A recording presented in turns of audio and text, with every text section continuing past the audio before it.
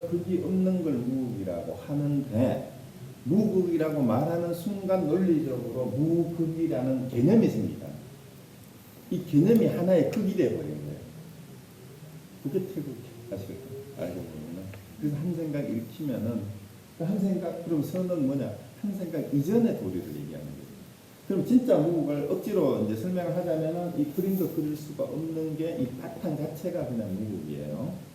이제 이 말로 표현됐기 때문에 어폐가 있어요. 그런데 이걸 태극이라고 하자 이 말이에요. 그냥 이제 그림의 최초에 태극. 그럼 이제 연역법을 내가 설명하기 위해서 그 앞에까지 한 거예요.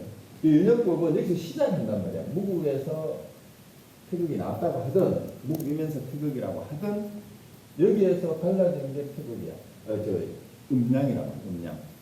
음양이 갈라지는 게 사상이고 사상이 갈라지는 탈계가 되고. 그러면 이거는 기납법이 아니고 연역법이 있어요. 이 세계가 이렇게 보는, 이 세상을 보는 거다. 그런데 하나하나 이렇게 보는 거는 그 기납법적인 요소가 주역이 없느냐? 있어요. 그래서 내가 이 극수라는 게 도대체 뭘까? 극수라는 게 뭘까? 고민을 하다가 공자는 위편삼절이라는 부사성어가 어디서 나온지 알죠? 위편삼절? 위편삼절이라는 말이 뭐냐면 옛날에는 나무 죽간본이라는 말 알아요? 나무에다가 글씨를 써가지고 책을 만들어서 종이가 없을 때 가죽끈으로 그 구멍을 뚫어가지고 책을 맺잖아요. 그러면 이 책을 넘기면 자꾸 보게 되면 이 가죽끈이 따라 이 나무 구멍에 있기 때문에. 그래서 공자는 주역책을 얼마나 많이 봤냐 하면은 가죽끈을 3번 고쳐 맬 만큼 주역책을 많이 봤다라는 데서 위편삼절이라는 말이 나왔어요. 그렇게 주역책을 가죽끈을 3번 매라고 주역을 봤는데 공자는 이제 일설에 의하면은 점을 한 번도 쳐본 적이 없다. 점을 치지 않았대. 왜 그럴까? 그렇게 주역의 대가가 주역책을 그렇게 많이 본 사람이 점을 치지 않았대요. 그래서 저도 점을 안 쳐요. 왜 그랬을까 하면 지역 점 치는 법을 배우고 나서 보니까 이제 주역점 칠 때 젓가락을 흔들어서 꼽는 방법도 있고 동전을 던져서 이제 순서도 어떻게 하면 음량이 나오는 거야. 음량이 젓가락 가지고 해도 수통해가지고 몇 개를 끄고 마지막에 남는 게 숫자를 가지고 그 숫자를 가지고 배당을 시키는 거란 말이에요. 나오는 숫자 64개의 점을 칠 때는. 그러면 자, 주역이 64개밖에 없다라는 걸 아시죠?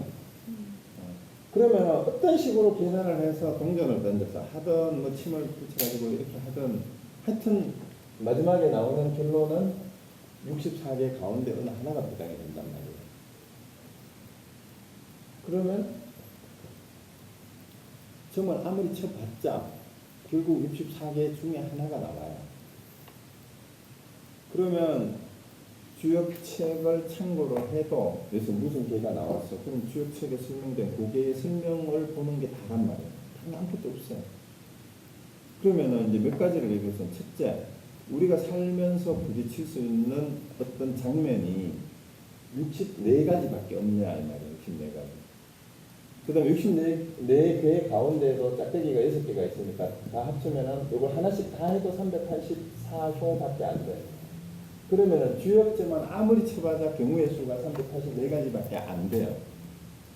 그럼 우리가 인간이 좀 몇인데 우리 살면서 만나는 일이 384가지밖에 없을 것 같은데 그러면은 이건 뭐밖에 안 돼요? 유형분류밖에 안 돼.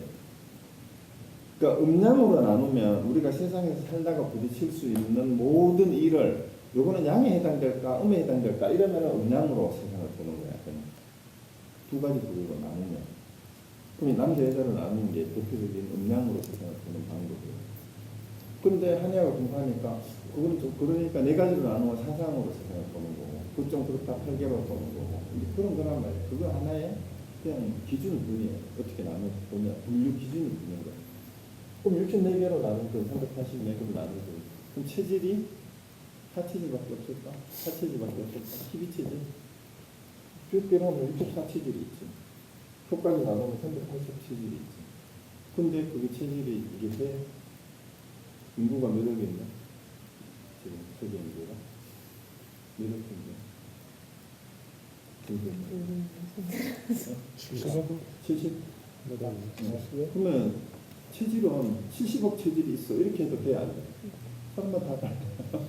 그러니까 이게 주역을 고정관념을 가지고 보면은 사상체계를 가지고 판치는 거예요. 좀 웃기는 거예요. 그럼 다 버려야 돼. 공부하고 나면. 그러니까 다만 분류 기준으로 봤을 때 참고로 했을 때 굉장히 편리한 점이 있단 말이에요. 이런 걸 나누어서 보게 되면. 근데 공자는 왜 점을 치지 않았을까? 점을 쳐봤자 요즘에 어디서 나온단 말이에요. 근데 공자는 이미 주역책을 크게 깨고 있어.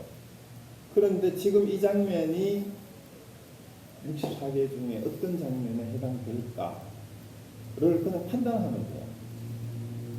그러면은 딱 맞는 장면이 없었으면은 지금 우리가 공부하고 있는 지금 현재 이 장면이 64개로 치면은 어디에 가장 가까울까를 찾을 수밖에 없어요. 딱 맞는 건 없어요.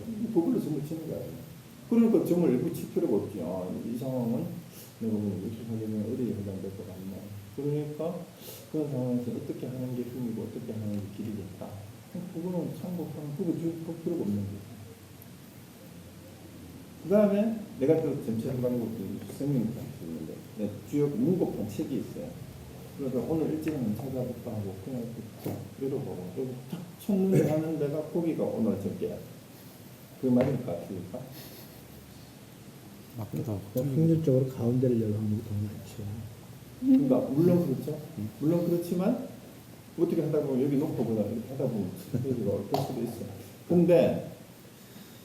근데 더 많은 확률이 나온다는 얘기는 그건 무슨 얘기냐 하면은 중간에 있다라는 게 더 많은 확률이 있다는 얘기. 우리가 살면서 비슷한 또 이런 경우가 더 많이 나오는 경우가 있잖아요. 그럼 그거라고 보면 돼. 그러면 딱 첫눈에 띄는 구절이 그날의 점괘라고 생각하면 맞을까 안 맞을까요? 그럼 맞아요. 믿으면 맞고 안 믿으면 안 맞아요. 왜 이렇게 되냐면 지금 이 순간 내가 주역책을 딱 읽었는데 이게 지금 그 점괘다라고 생각하고 읽으면 지금 내 삶이 지금 주역의 그 계를 읽는 삶이 지금 펼쳐지고 있는 거예요. 그게 딱 맞는 거예요. 공자는 그렇게 받지 않았을까 하는 생각이 그렇고 그 다음에 또 하나가 그래서 이걸 생각한 거예요. 그런데 그걸 극수지레짐이 점 숨을 극진한다라는 게 뭔 말이냐면 또 이런 말이 나와요. 점을 칠 때 이제 심신을 경건히 하고 마음을 비운 상태에서 이제 마음을 비우고 점괘를 얻어야 되는 거거든요. 그런데 이 수를 극진히 한다. 그런데 그 전에 뭐가 있냐면 점을 치기 전에 반드시 내가 어떤 문제에 부닥쳤을 때 점을 쳐요. 항상 아무 때나 재미로 절대 점을 치면 안 된다고 했어요. 내가 내 능력이나 내 지식이나 내가 가진 정보로 도저히 알 수 없는 상황에 부딪혔을 때 그때 점 처음 묻는다. 그때 점 치는 거예요. 그러면은 내가 충분히 예상할 수 있고 알 수 있고 내 능력으로 내가 가진 정보와 데이터를 가지고 충분히 처리할 수 있는 일이면 점을 칠 필요가 없지. 모르니까 점을 친단 말이에요. 그런데 여기에 힌트가 있어요. 내가 이용할 수 있고 내가 알 수 있는 모든 정보와 지식과 능력으로도 도저히 안 되는 상황에 부딪혔을 때 점을 치라 이렇게 돼 있어요. 그 극수가 바로 내가 했는 말에 해당이 돼요. 내가 알 수 있는 모든 경우의 수야. 나 여기 경우의 수로 봐요. 내가 동원할 수 있고 내가 지금 활용할 수 있는 모든 경우의 수를 다 가지고 와서 이거를 극진히 한 다음에 그걸 가지고 다가오는 일을 판단하는 것. 그것이 점이에요. 그러면 점 치는 거는 배를 뽑거나 이걸 떨리는 게 아니고 지금 현재 상황에서 내가 어떻게 해야 될까, 미래가 어떻게 전망이 될까라는 것을 내가 알 수 있는 모든 정보를 가지고 전망하는 게 그게 점이에요. 진짜 정말 지금 컴퓨터 가지고 시뮬레이션하고 그 다음에 경기 분석하고 예측하고 그 사람들이 좀 치고 있는 거예요. 그 점은 맞잖아요. 그래서 또 지출 때가 그러니까 그건 그것이 많으니까 그런데 그 사람들은 맞아요. 월스트리트에 그 분석하는 사람들이 잘 맞출 수도 있지만 금방 가는 수도 있다. 그러니까 늘 그래야. 그래서 다가오는 일이 그렇단 말이에요. 처음은 그런 거예요. 그러니까 결국 이제 인재가 이런 거를 본다면 뭐예요? 어떤 경우의 수를 가지고 나왔던 이거는 뭐예요? 그러니까 왜 꼬라박느냐 월가의 그 연가들이 이 시뮬레이션 해서 어떤 경우의 수가 예측하는 어떤 거라고 나왔어. 그 나온 것을 상으로 딱 만들어 가지고 야 이거는 될 거야라고 마음이 딱 갔을 때 그것이 상이 된다. 상에 빠지기 때문에 때로는 성공한다고 때로는 꼬라박는다. 그럼 인제는 이것도 상이야. 그건 난 관심 없어. 이렇게 해버리면은 할 일이 없잖아. 그죠? 애증을 할 이유가 없다고. 그래서 인제는 이렇게 다 버려라. 분간을 하되 버려라. 근데 아까 이제 지금 분간을 하되 버려라는 얘기는 아까 이제 얘기가 좀 헷갈린 것 같은데 출가인하고 석가인이 세상을 보는 방법이 뭐냐면 이게 사람들이 저까지 애들 계시는데 한 사람 한 사람 이거 분간을 해야지. 누구인지 나보고 연세가 많은 사람인지 남자인지 여자인지 함부로 하면 안 되는 사람이 있잖아. 근데 그것도 분간을 못하고 우리 망가인지 뭐 남은 마누라인지도 모르고 아무 짓이나 하면 안 되잖아. 그렇지만 이거 이제 분간하는 거야. 밝게 분배한다는 말. 그 말. 이게 하인하고 남편을 분배해야 된다. 주인과 손님을 분배해야 된다. 그 말인데 그런데 그거는 분간을 해야 되는데 한 사람 한 사람을 대할 때 차별적으로 하면 안 된다라는 말이 그 말이에요. 그리고 이 중에서 내 가족이라고 해서 이 사람이 그걸 위대하고 훌륭하고 그렇다라고 얘기하면 안 된다는 거예요. 그래서 누구로서든 얼굴이 다 다르고 근데 분간은 키가 큰 사람, 작은 사람, 힘이 센 사람, 약한 사람이 있기 때문에 그 사람을 대하고 일을 시킬 때 다르게 시켜야 되는데 그런 걸 구분 안 하고 하면 안 된다 이 말이에요.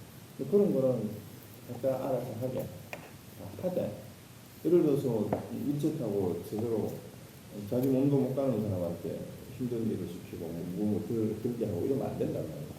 그런 것들을 분간하는 거예요. 그렇지만 그 사람의 본성을 대함에 있어서 그러니까 많은 사람이든 젊은 사람이든 키가 큰 사람이든 작은 사람이든 훌륭하든 날씬하든 잘생겼든 못생겼든 그 본성에 있어서는 차이가 없다라고 보는 게 그게 분별심을 가지지 않고 살았다는 거예요. 그게 부처와 마귀로 구분하는 방법도 그래야 된다는 거예요. 그렇지만 그렇게 구분해낸 그것이 자기가 내가 좋아하는 스타일이야. 그래서 그것이 진짜라고 착각하지 말아라 이 말이에요. 내가 생각하는 이상형을 찾았어. 그렇지만 그것이 진리는 아니거든. 조건에 따른 이상형이란 말이에요. 지난 시간에도 얘기했지만 내가 이제 미혼인 사람은 저기가 꿈꾸는 이상형이 한명 있을 겁니다. 결혼한 사람 보는 게 있어요. 결혼한 사람 배우자가 이상형 아닌 경우가 되거든요.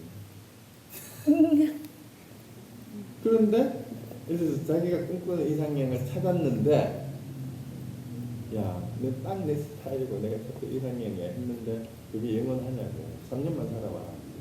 내가 착각했네 이렇게 되니까 이게 아니라고. 그 얘기는 농담이 아니고 그때 그 상황에서 자기가 인식할 수 있는 데이터와 자기 감정까지 포함해서 이상형이라고 했던 상일 뿐인 거예요. 그 착각인 거예요. 그게 허망하다라는 것을 3년 뒤에 알았는 것일 뿐인 거야. 권태기가 온 게 아니고 사실을 공부도 보면 알고 보니까 그게 내 착각이었어. 아이고 내가 저런 인간 뭐 때문에 그렇게 된 거지.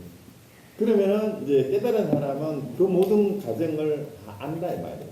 그렇기 때문에 내가 정말로 찾던 이상형이야 한다고 해서 뿅 가서 거기에 애증에 빠지지 않는다 이 말이에요. 그냥 그렇게 볼 줄 안다는 거예요. 그러면 무슨 그런 사람이 재미가 있어. 사랑도 못하는 그게 아니에요.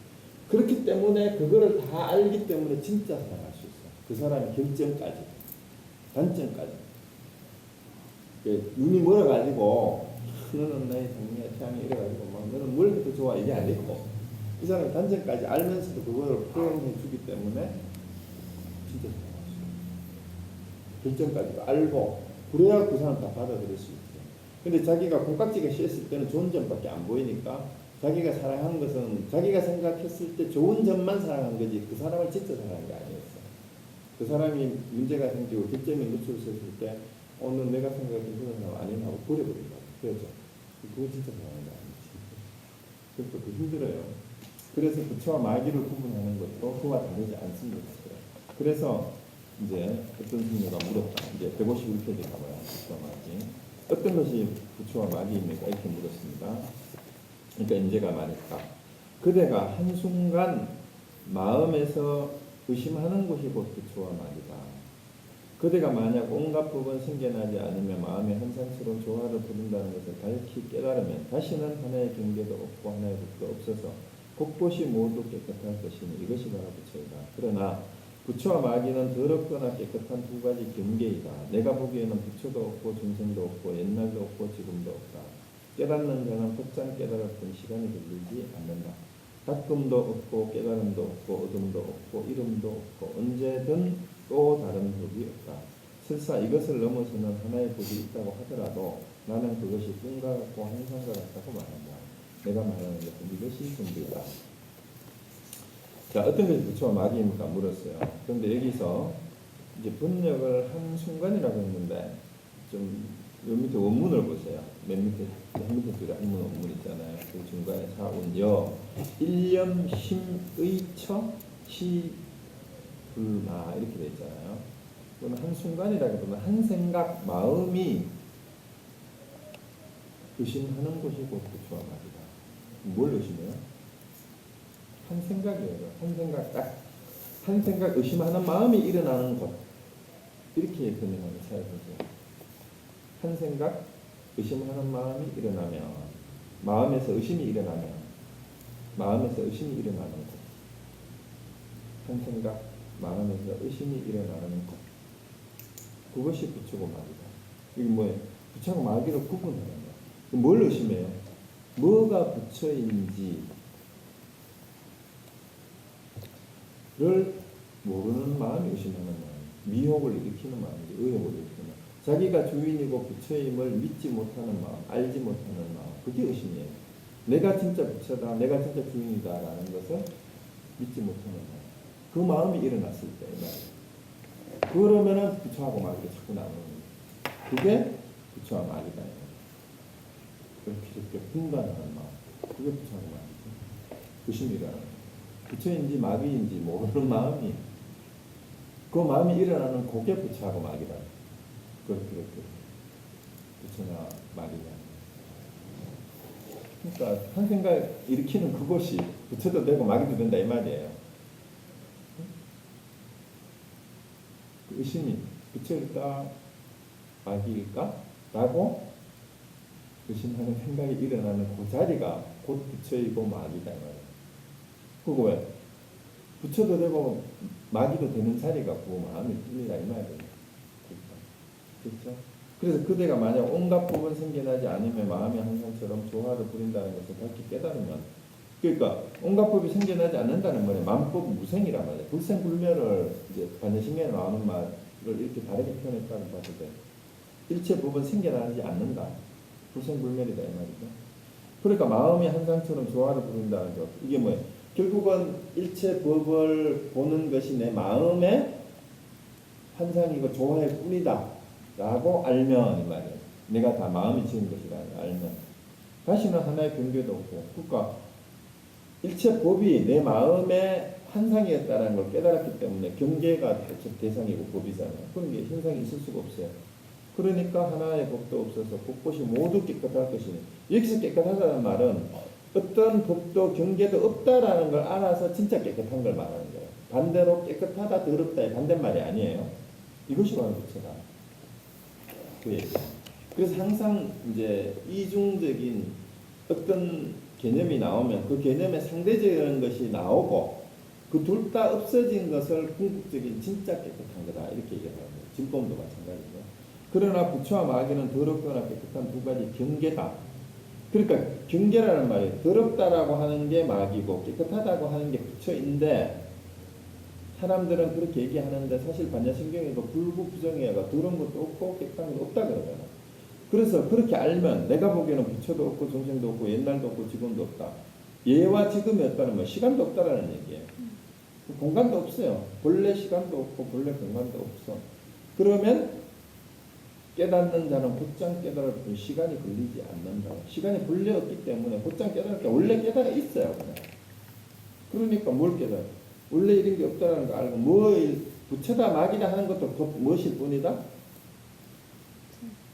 한 생각일 뿐이고 그것도 마음일 뿐이라는 거. 부처다 마음이다 하는 것도 내 한 생각이 일어나는 그 자리일 뿐이다라는 거예요. 어떤 것이 부처입니까? 그 생각 일으키는 그 자리가 부처. 어떤 것이 막입니까? 그럼 어떤 것이 막이냐고 하는 그 자리가 막이고 말하는 그대로가 그 자리가 그거예요. 왜? 생각하는 그대로가 그거거든. 그게 일체의 존재예요. 내가 무슨 생각을 하느냐 하는 게 곧 그거라. 이해가 돼요? 내가 부처를 생각하면 내가 부처. 내가 중생을 생각하면 내가 중생이야. 내가 생각하는 사람이 그 사람이야. 내가 돈을 생각하면 돈 받고, 여자 생각하면 여자 받고. 매 순간 자기가 보고 있는 사람이에요. 그냥. 그러니까 곧장 깨달을 뿐, 그것만 깨달으면 돼. 그게 시간이 걸리지 않는단 말이에요. 그래서 오랜 시간을 닦아가지고 어떻게 하고 그런 게 아니란 말이에요. 원래 시간이 없기 때문에. 그러니까 닦을 것도 없어요. 닦음도 없어. 무수. 깨달음도 없어. 이거는 반야심경 내용하고 거의 같죠. 그죠? 무지 영리들보다. 깨달을 것도 없고 얻을 것도 없고 이룰 것도 없어. 그러니까 득실이 없단 말이야. 이해 득실이 없어요. 이룰 것도 없고 얻을 것도 없고. 그러니까 언제든 또 다른 법도 또 다른 게 뭐가 없단 말이야. 설사 이것을 넘어서는 하나의 법이 있다 하더라도 뭐 이런 거 말고 또 다른 게 뭐냐 있냐 이렇게 물으면은 그것도 또 꿈이고 환상이다. 그걸 떠나서 없어. 내가 말하는 것은 이게 전부다. 이게 바라는 뭐가 따로 있느냐. 근데 우리는 끊임없이 또 지난 시간에 이렇게 밖으로 찾아서 뭐가 진리가 따로 있고 깨달음이 따로 있고 부처가 따로 있고라고 자꾸 생각을 하는 거예요. 그래서 지난주에 얘기하다가 말했던 거는 동정이래가 되느냐 호매이래가 되느냐 몽중이래가 되느냐 그런 거 있잖아요. 이것을 기준으로 생각하니까 착각이에요. 큰 사람들이 깨달은 사람은 승태 스님이 이 세 가지가 돼야 된다고 그래서 자꾸 물어요. 동정이래가 되느냐 이해가 되는데요.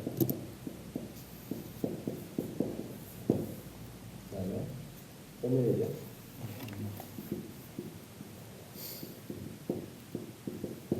그 다음에 몽중이래